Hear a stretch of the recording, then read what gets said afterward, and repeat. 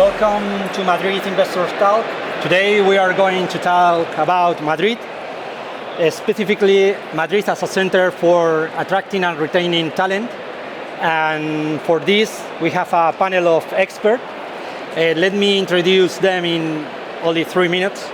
Diego Daristegui, Invest in Madrid Project Director. He's responsible for attracting foreign investment to Madrid in order to foster the development of startups and new companies. He has previously held various positions in the private and public sector, so he has a wide experience, and I am sure that he will share with us during the talk. Thank you, Diego. Thank you. Gonzalo Sánchez Arriaga, Professor Sánchez Arriaga, Director of the Bachelor in Aerospace Engineering at University of Carlos III University, with extensive experience abroad. He published more than 60 scientific papers and led more than 15 research projects, including the coordination of 2 projects funded by the European Innovation Council. Welcome. Borja Moreno Luque, manager of Talent Hackers, one of the leading companies in talent attraction that has developed a paid referral program to find the best candidates. And Carlos Cutillas, sales manager, mid-market sales manager at Pleo, a scale-up fintech created to simplify companies' spend management. It's one of the so-called unicorns, so it's a great opportunity to get to know how the startup will work a little more in depth. And finally, me, Dr. Raúl Arelú. I'm a scientist, university professor, programmer, and co-founder with my partner, Professor Cariaga, of 3 startups, Ever3, focus on talent retention, Healthy Minds, focus on mental health, digital mental health, and the last one, Thera for All, related to the world of psychology. So, if you all agree, I'm going to ask you some questions. Although I would like the debate to be dynamic, so you can talk whenever you want. Okay. Let me start with Diego. What are the key elements of the Madrid ecosystem for attracting and retaining talent? Okay, thank you, Raúl. Thank you, everybody, for being here. When we talk about Madrid, we always talk about Madrid region. So the main asset as Madrid, can you hear me? Oh, great, sorry. Compared with the destinations that we want to compete with, we're talking about London, Paris, Amsterdam, Brussels, is basically the talent, not only the availability of talent, but also the cost and the quality of talent, the infrastructures that we have, the size of the market. I mean, when we talk to an investor, our first question is, would you like to be in Europe's 3rd largest market? Because if we consider Spain and Portugal, we're already the 3rd largest market. And frankly speaking, people don't know what is the potential of Madrid region as an economy, no? So basically, I think the main assets, as I told you, are the infrastructures, the talent, the cost, and also the size of the market. Okay, thank you, Diego. Professor Sánchez Arriaga, what distinguishes Madrid from another ecosystem when it comes to attracting talent and investment? Are we on the right track? Well, I think so. Madrid has a very good... Thank you. That's much better. Madrid has a very good higher education system with 6 public universities, so we nurture about 200,000 students every year that develop with us bachelor, master, and PhD studies. And this is, of course, very important for companies that are looking for employees for their companies. Madrid has also a very good transportation network, and this creates a very good international environment because it creates a flow of people that is also, in my opinion, quite interesting for companies. And the language is another factor that, in my opinion, in my experience, distinguishes Madrid from other countries, because here we speak Spanish, we speak English, and this opens a lot of markets and create conditions where companies they can develop in the right way. Okay, thank you. Borja, how do you think artificial intelligence will impact recruitment processes? I think that it will impact a lot because, and it's impacting currently, because tools like ChatGPT and other platforms can help recruiters analyze better the candidate. It means that if you want to interview a candidate, you can support or ChatGPT to ask about technical assessments, technical questions that you are going to ask the candidate later on. So I think that it's impacting a lot now, but it's impacting the future because there will be chatbots, there will be different platforms that directly will talk with the candidates, talking about talent and about my field, and will make it easier for headhunters to work. So it will be, of course, there will be a nice opportunity, and the key point here is how you use it. If you use it well, it will give you good results, and of course, it will make your life easier. Thank you. Carlos, Pleo is an international company. What does Madrid offer you that other regions don't? Okay, so in Pleo we firmly believe in the potential of Madrid as a fintech capital, and we are so happy to contribute this with the open of our new hub here in Madrid. So in Madrid we have three things. For an operational point of view, we use Madrid to run the daily business activities in Spain.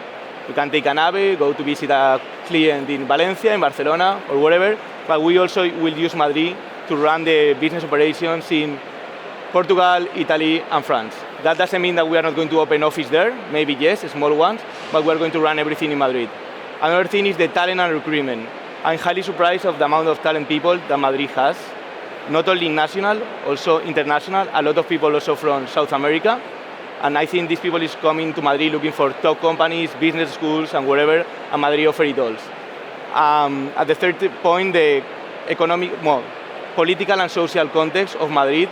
In the last year, Madrid has been a really, I don't know how to say, a stable region in Spain in compared to other regions.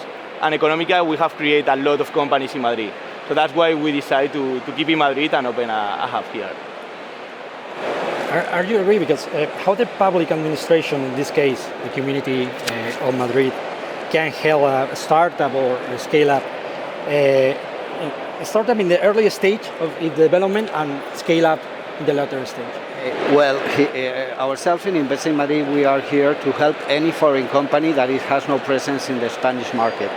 So the services we can give are absolutely almost unlimited. Any kind of, what we tell our customers, we're going to give you the facts and figures in order to choose to become Madrid the best option. So any kind of guidance on legal aspect, is it better to create a sociedad limitada or a self-employment, the size of the market, the cost of the talent, as everybody's saying, here in Madrid we have good talent and we have a very good price. Also, any kind of need you might have together with the government itself, whether it's at local level, at the regional level, or at national level. Also some grants, there are grants available, but we always tell our clients, if you are comparing Madrid with some other European destination and the only concern is grants, forget it. Madrid has much more things to offer than just grants. But for example, what we do to our customers, we can explain it. For talking right now about startup and scale-ups, from our perspective, it's a company. We know that they bring much more talent than maybe traditional companies, but they don't create too much employment.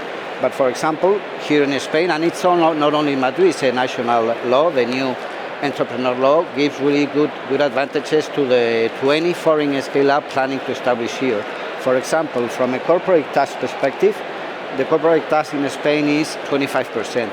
But if you are a scale-up and you decide to create affiliate in Spain and in Madrid, during the first 5 years, it reduces to 15%. Our new law is also very competitive in terms of shareholders, stock options. For example, if you're a foreigner outside the European Union, with this new law, you're going to get a resident permit for 2 years, then for another 2, and if in normal conditions, you will get 5 years permanent resident in Spain. So there are many things also, fiscal advantages, both in Madrid and both in Spain, and as I told you before, not only for corporate, but also for particulars. We know when a scale-up decides to come to Madrid, normally they don't create a company, normally the owner comes here. So at that stage, we can still offer them a lot of advantages. For example, people don't know, if you want to establish in Madrid, you have free soft landing projects, both in Madrid city and in some other cities near Madrid. So for the 6 first months, you are going to have a space free of charge, and I think that those are the kinds of information that people don't know about Madrid. And our goal is to give them, as I told you at the beginning, facts and figures. And finally, we hope the Excel will say the best option is Madrid. And also it's a best place to live, the food, people. Yes, of course. The weather. But you know, Raul, at the beginning, when we talk to a customer, he's looking for several destinations and he wants to talk about figures and cost. When we convince them that we are the best one, then we are going to talk about quality of life, because it's so obvious and people know this, so it's a big asset. I mean, he just has to go out in the street and have fun. But even talking about the prices of, let's say, renting an office, I can give you figures, and all the figures that we can give you are not something that I or my team have decided. We will always give you the reference. So, for example, from a renting a prime office perspective, Madrid is 4 times cheaper than London. 4 times? 4 times cheaper. For Berlin, in comparison to Berlin, it's about 1.3.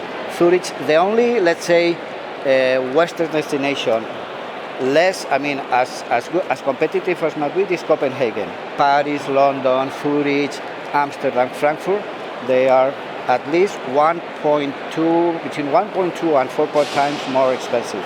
And those are things that we think at the beginning an investor should take into account.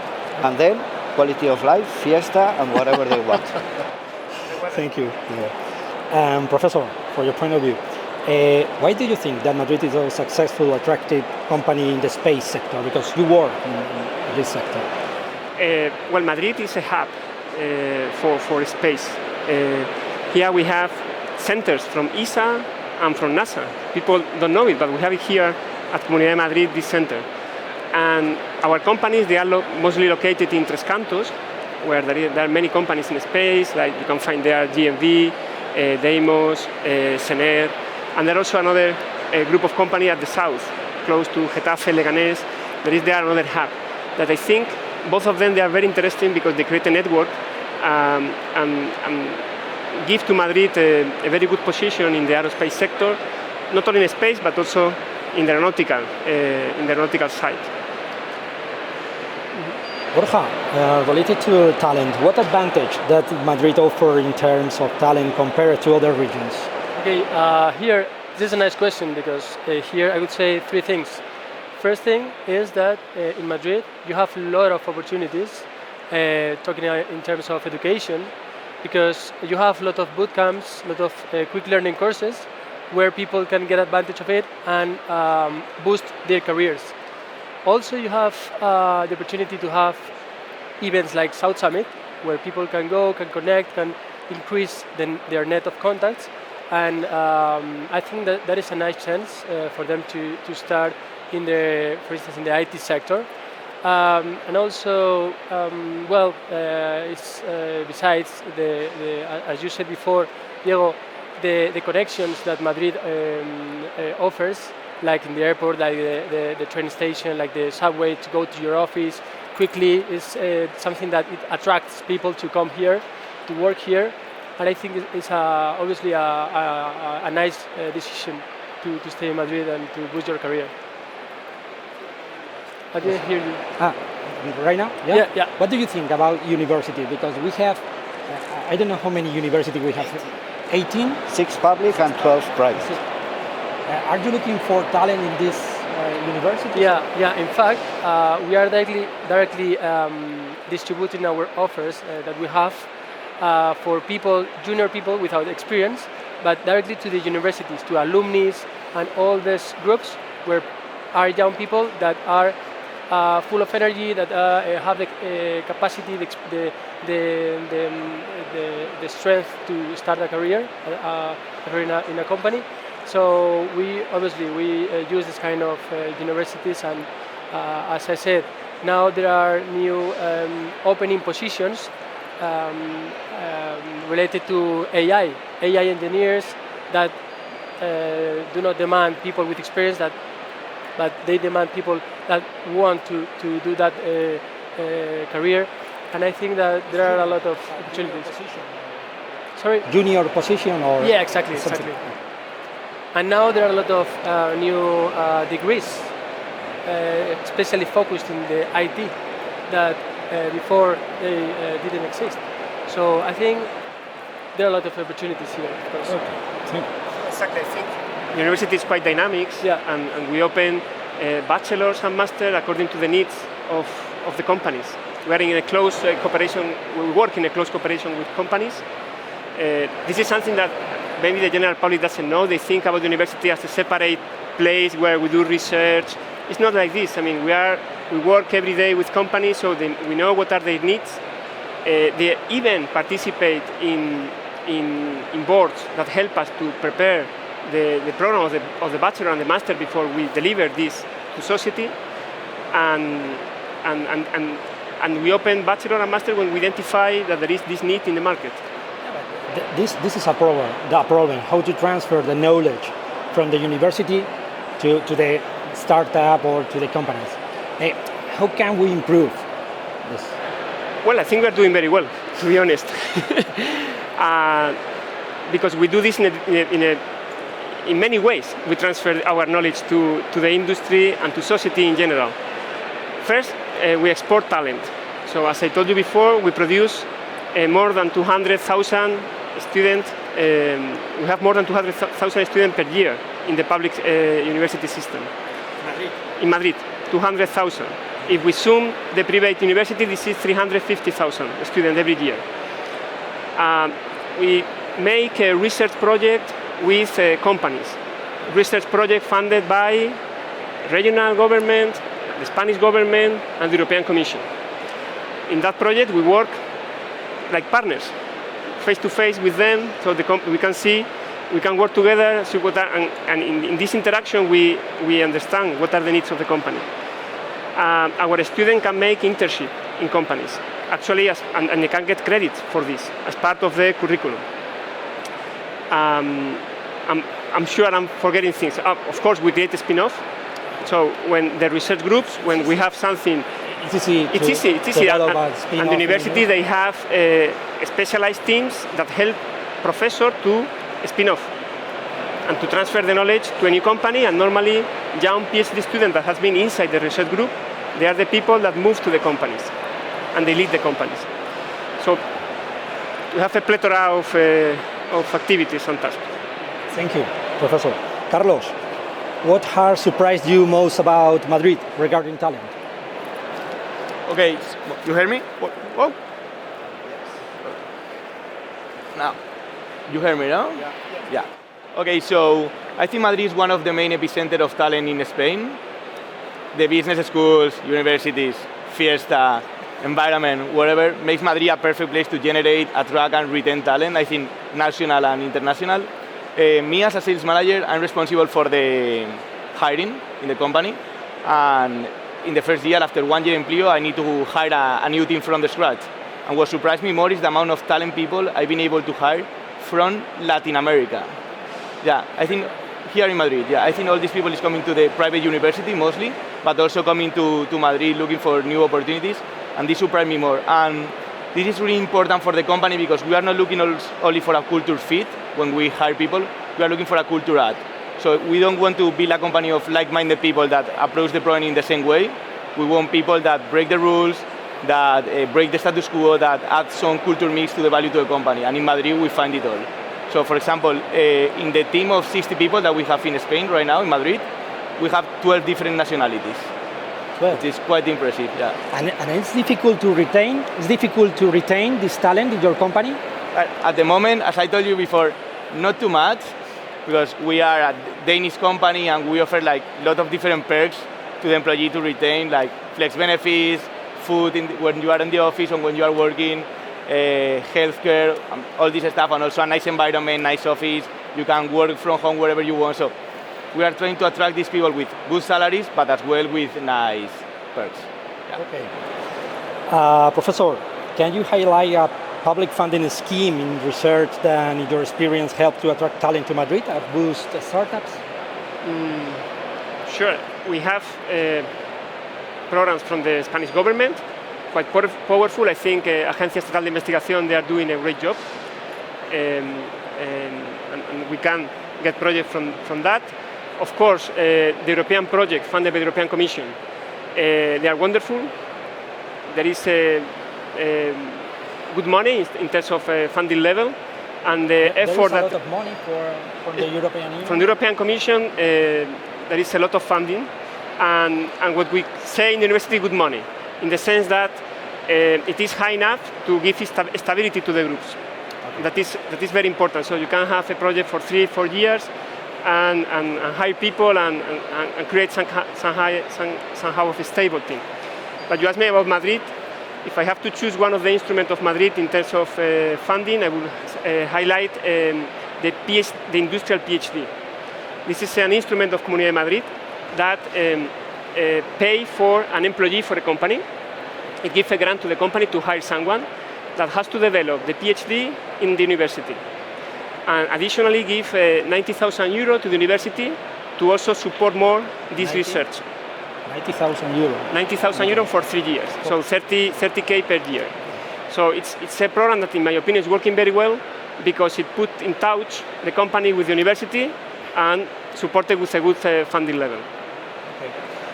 Well, we are out of time. If anyone from the audience would like to ask a question, only one question. Si alguien del público quiere hacer alguna pregunta. Allow me, as I mentioned at the beginning, we are going to give you facts and figures. I'm going to give you, Jan, some figures about the talent, generally speaking, in Madrid region. 50% of the working population in Madrid region have university degrees. That's a figure. We are the second largest region in Europe with people working in ICT. The first one, we cannot be the best always. The first one is Île-de-France, which is Paris, and the second one is Madrid. It's not Brussels, it's not Germany, it's not the Netherlands. We have 250,000 people working on the ICT sector. We have made, the regional ministry, we had asked to make a survey for LinkedIn, asking them, tell us the rankings of the regions in Europe in terms of if there is talent available and the cost of talent. And Madrid region is ranked second, just after London. And again, another figure. I told you at the beginning, we are very competitive in terms of cost. On average, the average hourly cost of a Madrid workforce is 20% below the EU average. And if we compare ourselves with, again, our competitors, whether we talk about Germany, France, United Kingdom, the difference might reach up to 40%. Okay. So we are out of time. I would like to thank the community of Madrid for the opportunity to moderate this roundtable. Mm-hmm. And thanks to all the participants for your time, for your collaboration, and for sharing your knowledge with us. And I hope to see you in the next South Summit. Where will be the next South Summit? The next South Summit is going to be, if nothing changes, in Porto Alegre, will be in Brazil in May, and the next one again next year here in Madrid. Porto Alegre. In Porto Alegre, it's not about yes. place. It's not about place. I think I have a free slot in my agenda. So Me too. Yeah. Everybody. So Okay. we'll all go to Porto Don't Alegre. hesitate to invite us. We got a deal? Okay. Okay. Then we'll see you in Porto Alegre if you want to. Thank you very much. Thank you.